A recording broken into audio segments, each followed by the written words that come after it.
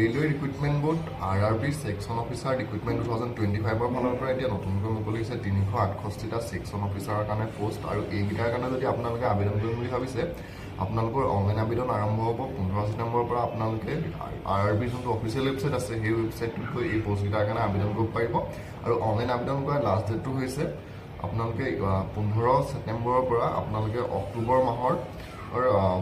14 তাৰিখলৈকে এই পোষ্টকেইটাৰ কাৰণে আবেদন কৰিব পাৰিব লাষ্ট ডেট হ'ল অক্টোবৰ 14 আৰু এই পোষ্টকেইটাৰ এজ লিমিটেড হৈ দিছে আপোনালোকৰ যোনসকল SC বা ST হয় তেওঁলোকে 38 বছৰ বয়সলৈকে আবেদন কৰিব পাৰিব OBC MOBC সকলে 36 বছৰলৈকে আবেদন কৰিব পাৰিব আৰু যোনসকল জেনেৰেল হয়